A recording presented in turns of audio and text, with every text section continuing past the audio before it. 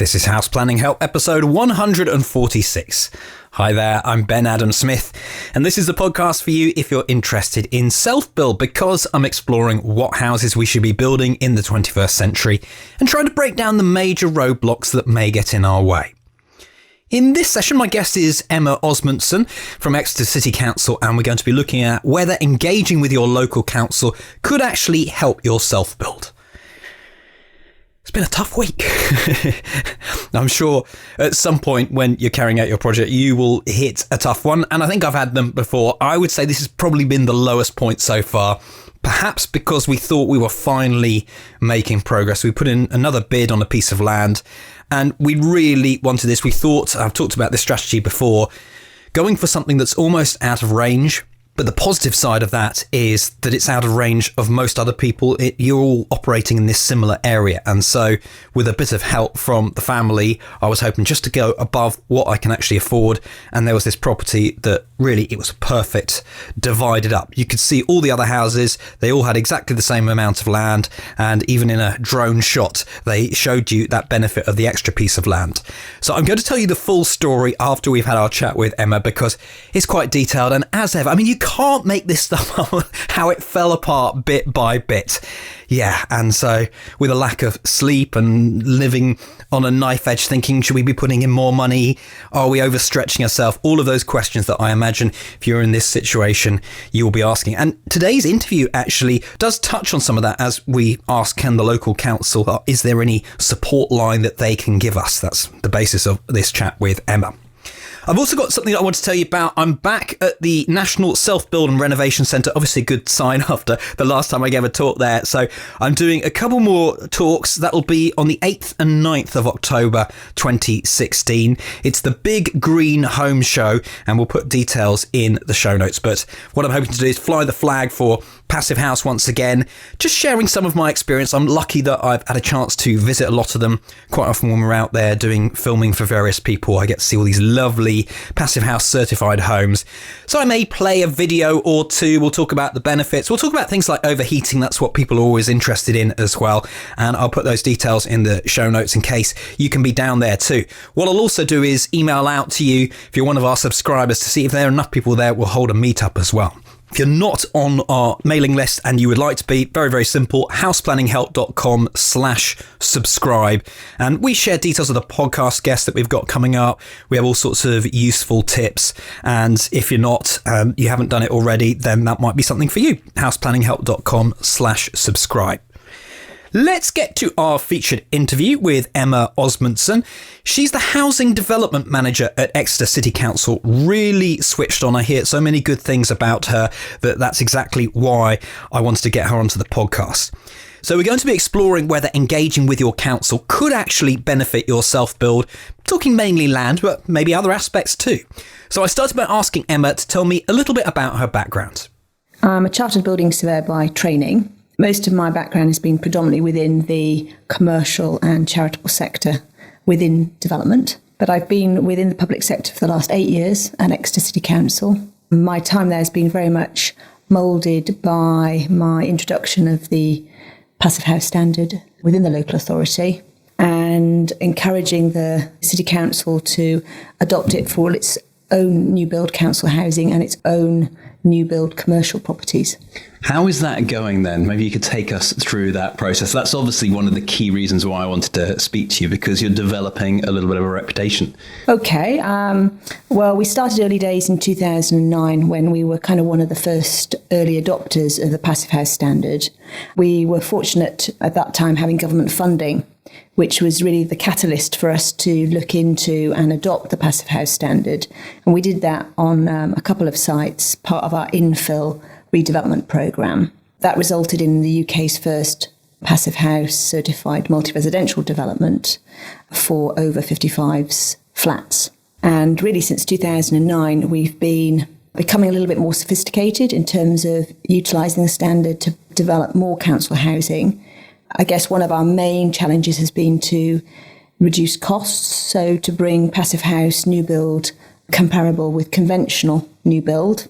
And that's something that we've certainly achieved with our second generation of Passive House council homes, which we completed last year over 3 sites. We currently have the fourth generation of Passive House about to commence on site. That's where we're building 53 specialist extra care apartments and communal facilities. Again, that will all be certified Passive House. And I guess we've become more and more ambitious now, and we are preparing to start on site next spring with the construction and build of our new Passive House leisure centre and bus station. What started you off on this journey? For our first generation, we were attracted to the standard very much because of our wish to address fuel poverty.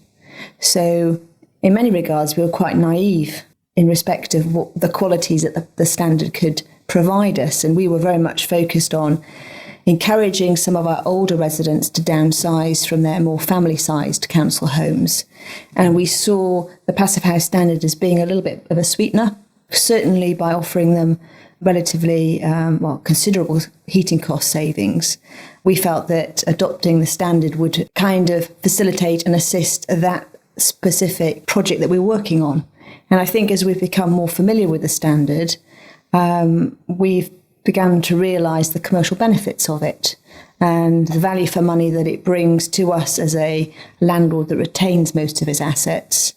And I guess also becoming more aware of how we can more proactively influence the quality of the buildings that we're building. That's allowed us to, I guess, push the boundaries beyond Passive House. So now we very much look at not just an energy standard, but we look at making our homes and our buildings as healthy as possible. So we've adopted the German biology standard. And we've been fortunate enough to do quite a lot of research with Exeter University and their climate scientists. So we also model all our new build homes and commercial buildings through climate data. So we ensure that all our buildings are climate ready up to 2080. It'd be very interesting to compare notes between councils. Does that ever happen? Yeah, actually we do a lot, I guess, encouraging and to a certain degree hand-holding other local authorities. Because obviously when we speak to a lot of our partnering authorities, there's quite considerable attraction with some of the facts and figures that we are now in a position to share with people. We've had 2 years post-monitoring research studies completed on our first generation of Passive House. And, the outcomes of that just seem to improve year on year. So there is a lot of interest from other local authorities. And really as a consequence of that level of interest, we have set up our own sort of fabric first Passive House framework, contractors framework. And we're in the throes at the moment of setting up a consultants framework. So we can really facilitate and make it a lot easier for other public sector clients to adopt the approach that we're taking. You mentioned as well to me that you do a few talks. So in what capacity is that?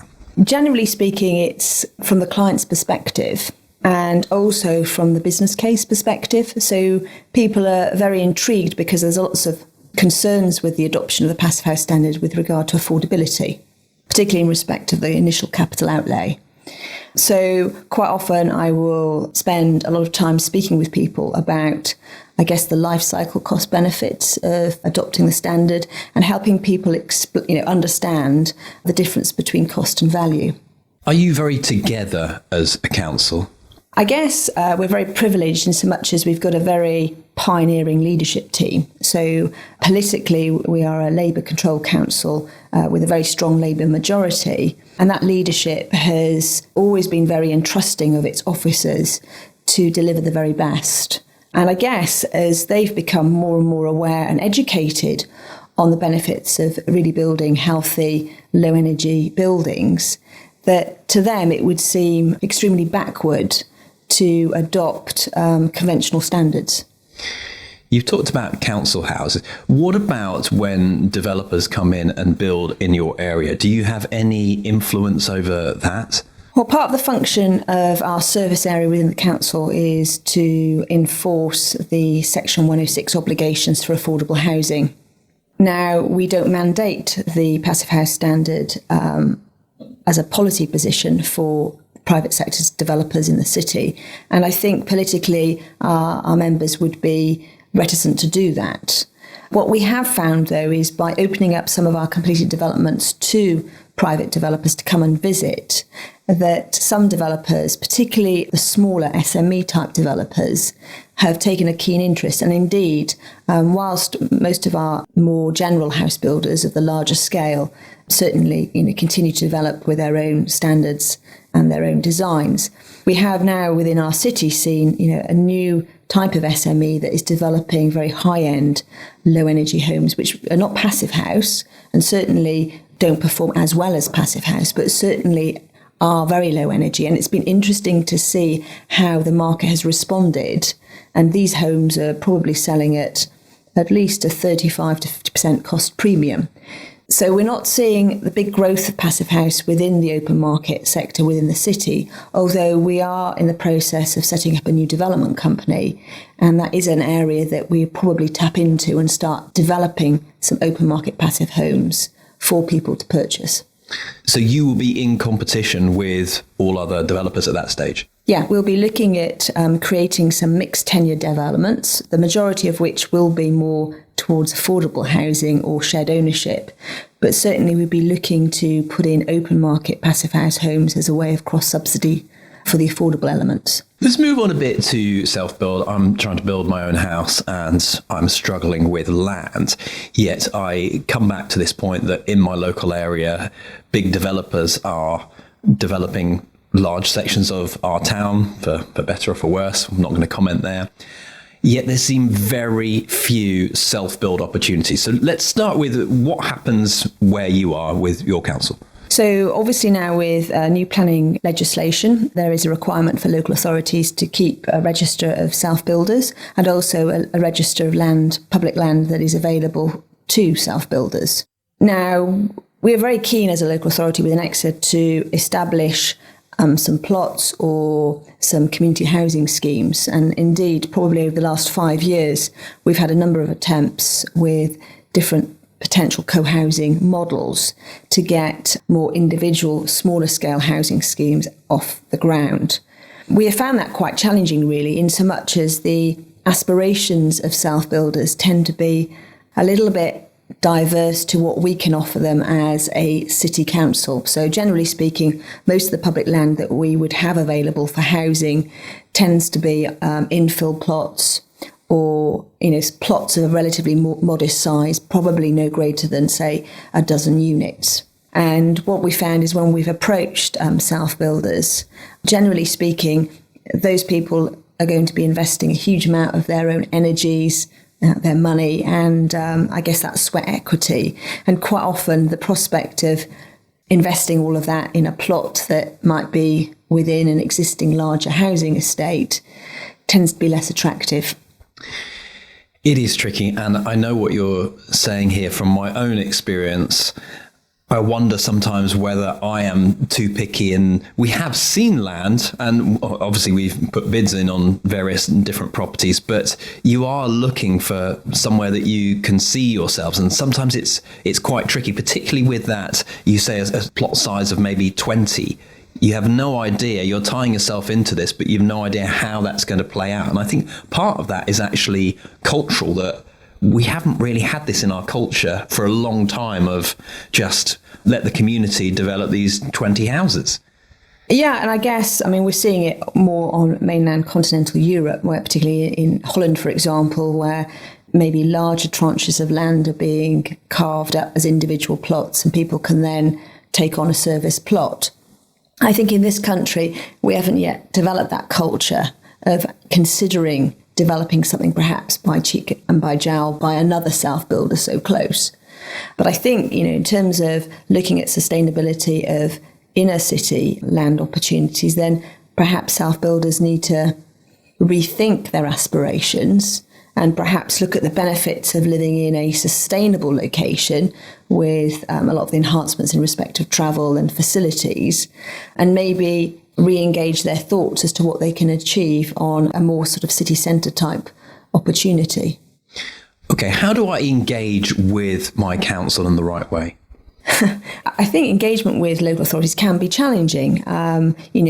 Self-build, having registers of public land, they're relatively new initiatives on local authority officers. So there isn't really an established model that they can just take off the shelf. And sometimes they've never even heard about it. and also, self-build or co-housing or cooperative housing projects can be quite lengthy to get off the ground. And at times they can become quite political because it's difficult to establish a balance between each party's expectations. I guess my advice would be to those people that were looking at public sector land opportunities would be to approach the local authority perhaps with a solution. Something that actually, on the face of it, would appear viable and deliverable. Because I think what you'll find is most local authorities don't have a huge amount of resources and can't necessarily facilitate a lot of officer time to get perhaps a self-build project off the ground.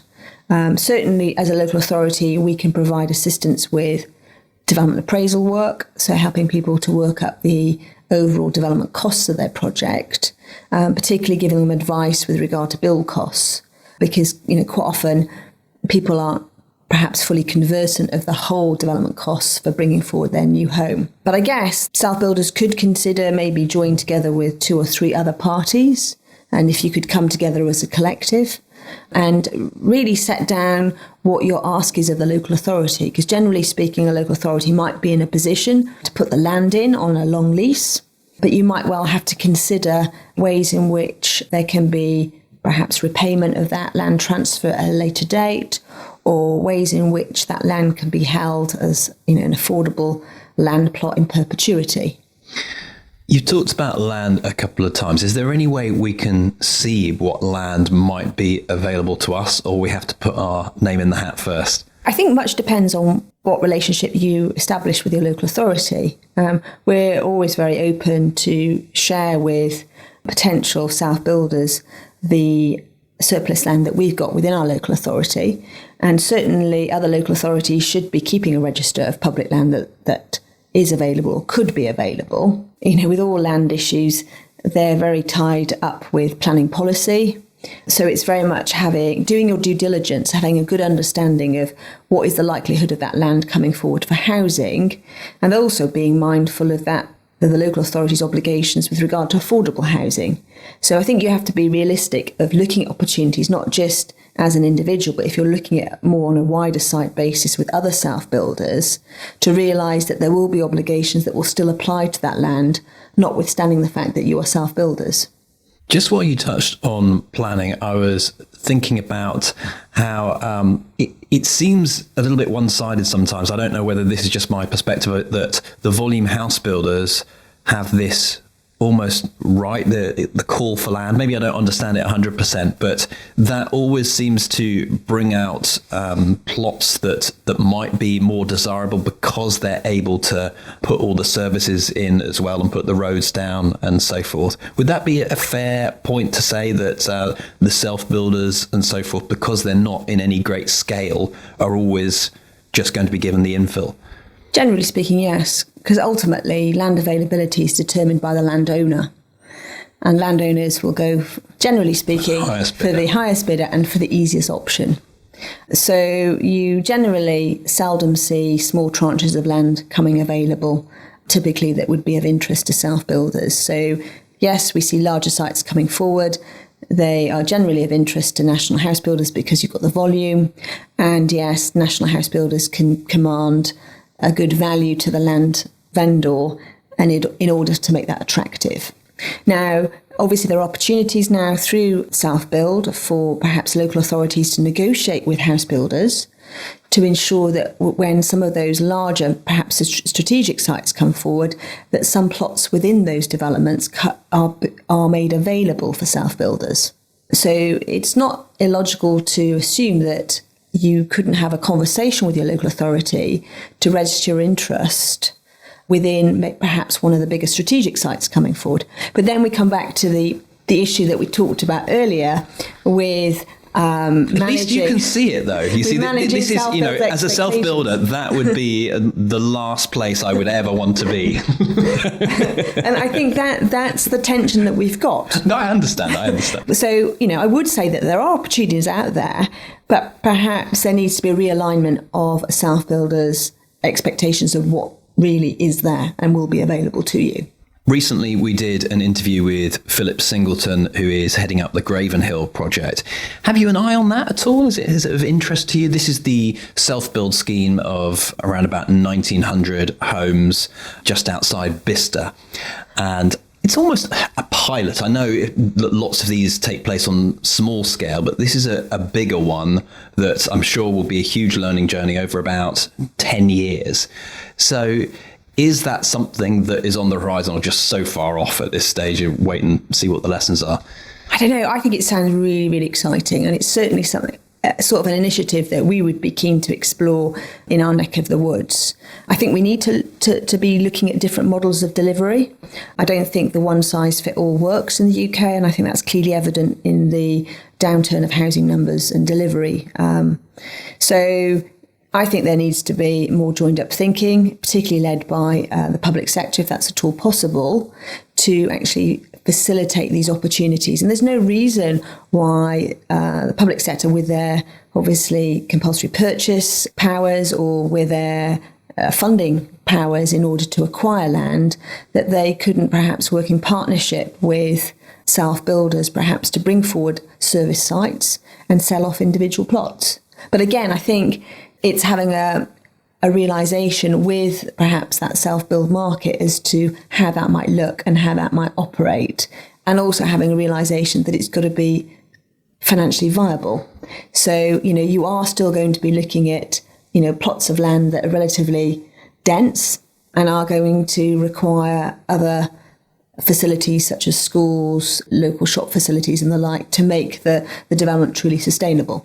I think that's one thing that Gravenhill have done quite well, that they've painted this picture, which is really how it starts, isn't it? It's a blank canvas of something exciting that's happening from the sketches. It's something that you want to be involved with. Whereas my other image of being on the back end of a volume house build, I can picture myself there too and thinking, just coming back round to this question of engaging with councils, there must be lots of other things that you can think of in terms of tips. Who are the sorts of people? What job titles should I be searching and engaging with at the council, and perhaps getting better to know? Okay, I think, quite often probably self-builders' first port of call would be the planning authority and planning officers. And they can be a useful first start.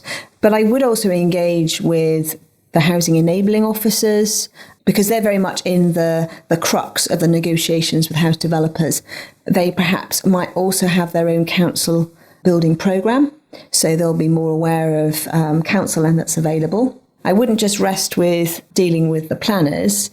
I would certainly have dialogue with the housing enablers and certainly check out those local authorities that perhaps are developing themselves. Because generally speaking, they'll probably be more receptive to consider opportunities that are less than the norm. So I think those would be the people I would target. But I'd also encourage you to engage with your local political members, because political members are, generally speaking, are in a strong position to perhaps support your cause and perhaps facilitate and potentially kick some of their officers to be a little bit more proactive and helpful in perhaps realising your ambitions. Are there any other angles we should consider before we? I think self-builders can do a lot to think about things from the perspective of a local authority, so to be more solution giving. It's very easy to go and knock on the door of a planning officer or a housing enabling officer to be thrown back with either no or this is a problem, this is another problem. And I think it would be time well spent on a self-builder to actually examine what the potential constraints are likely to be and to provide some potential solutions. And is Passive House something that could be useful to almost introduce them to as a way of moving this on, or is that something they've just got to find out on their own? I think sometimes if a self-builder is looking to build something that is particularly low energy and passive house, if you've got a local authority that is familiar with that standard, then I think it can give a convincing, perhaps, additionality to the offer. But I think the question from a local authority's perspective will always be, well, what's in it for us? We're a public body. Potentially, we are allowing you to take on a long lease of a public asset. What's in it for maybe the wider community? And I think that's something that self-builders need to consider, because otherwise you've got a lot of private individuals very much focused on their own kind of self-gains. And from a local authority perspective, that can be quite difficult, because invariably they're looking at the best interests of the whole of the community. One of the potential things you could look at is entering into some sort of joint venture. So there could be a group of you as self-builders that perhaps don't have the financial capacity to bring forward perhaps a smaller site. But if it's public sector land, you may want to offer a joint venture opportunity and say to that public sector landowner, look, we can take on the design, we can take on facilitating the development, perhaps project managing the development, but we will share some of our time and resources and look at doing perhaps a mixed tenure scheme so that the public sector will get a net return on that land value. It's about working more cooperatively and collaboratively, and perhaps thinking that that would be an easier way to bring forward development, as opposed to just individual self-builders pepper potted here, there and everywhere. As we finish up here, maybe you can just reflect on where you're going. What's the future looking like in Exeter, and where would you like to see things in 5 or 10 years' time? The last 8 years for Exeter has been, to a certain degree, a period of experimentation. We've now in a position where we've consolidated our understanding, and we've got a clear remit that we want to continue developing very low energy, healthy, climate ready buildings and particularly homes.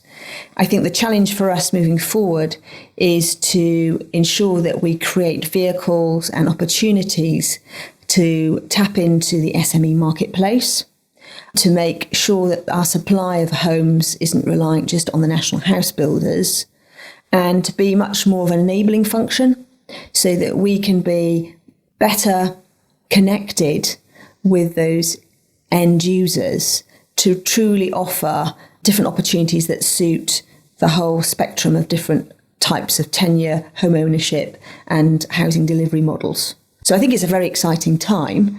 And as we were pioneering 8 years ago with Passive House, I think we need to pioneer new ways of delivering new self-build opportunities. Emma, thank you very much. Thank you.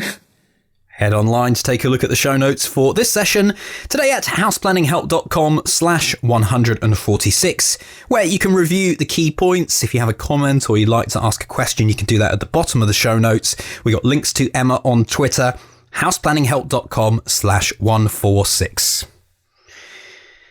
Earlier on, I mentioned that we'd put in our 4th bid for land. This is in just over a 2-year period now. And okay, this one, well, a few times when you put in a bid, you commit yourself, don't you, emotionally as much as anything else. So this one, we were trying the strategy of bidding beyond what we can afford. It's going to end in one of those Grand Designs disaster stories, isn't it, where they run out of money. Well, this actually didn't happen, but the upside was really, really positive, or as I saw it. So let's try and get all the facts in here. I'm probably going to miss out some of the story. Let's start with the village, because in terms of planning, you have different categories of village, and I have a feeling it might even vary according to where you are as to what those categories mean. Anyway, where we are, category 3 means you can't build there. Category 2 means infill. And we have a village just on the outskirts of Hertford that is a category 3, but is about to change to a category 2. So we saw this house with very obviously a plot to the side and thought that looks like infill. First up, we wondered whether we could just buy that on its own. So we approached the people who were selling and they said flat out, no, we're trying to sell this whole property. And that's when we got thinking, well, can we actually afford this? We'd obviously sell our house, move in, sell quite a few of our assets, pour it all into this. The upside being that if we can just keep going long enough, we can get planning permission, then we get all the value back almost immediately, because really we could probably sell this house for much the same price that we bought it for. Plus we have this lovely flat piece of land where we could build our house. That was the theory. I felt quite confident. I didn't feel worried at all going into this, because the worst case scenario in my mind was we stay in the house, and so long as we made sure that we didn't sell as the market crashed, we would be okay, because on the whole, prices go up. The other thing we thought about is perhaps we could even separate off the piece of land when we sell and sell the two separately, because even without planning permission, you can generally get a good price, because particularly on this one day it's going to happen. I bet it will. However, as you'll find out on this story, so we put in our bids, we really stretch ourselves. They keep saying no. And I find that so strange, because we'd gone around the house and they'd seemed very upset with the only person who'd put in an offer. And clearly it wasn't anywhere near the asking price. So we saw that as quite a good thing. Or maybe they were hoping way over the asking price. I'm not sure. So we put in these offers and they kept on getting rejected. And again, coming up to our limit, thinking we just can't go any further. And what we wanted to do was, almost for a bit of closure, it's actually a friend of ours who's an estate agent said, why don't you just go around there, chat with them, find out the situation, and even if it is just closing the door. However, they didn't want to do that, so that meant it was all finished. My wife, for some reason, because it's more than one estate agent selling this property, right at the very end said, I'm just going to phone the other estate agent and see if we can get a viewing through them.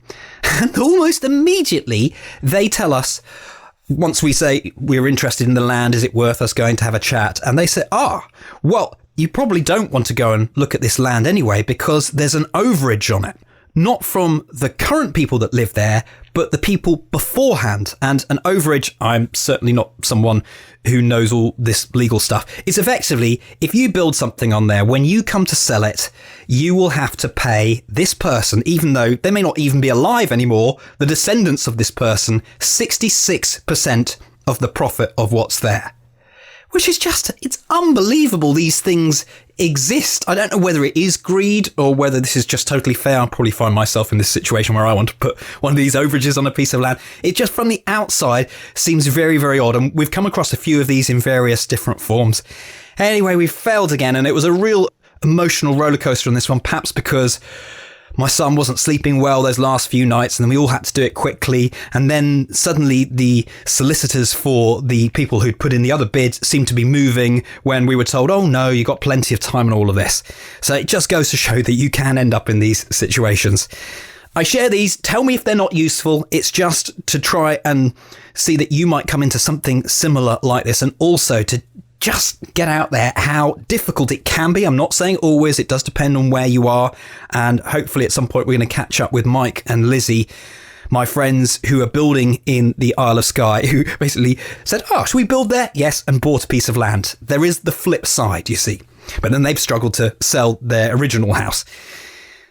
Just before we round it all off for today, maybe if you've picked up some value from this podcast or others, you could write us an iTunes review. Simple to do. Once you're logged into the iTunes store, just find the podcast. It doesn't even have to be long, just a few words to help others understand what this podcast is all about, and that would really be appreciated. It helps bump us up in the listings, get to more people. Maybe it's for them, maybe it's not. It just helps. That's it. Once again, so pleased you've made it the whole way through the episode. The House Planning Help podcast is produced by Regen Media, content that matters.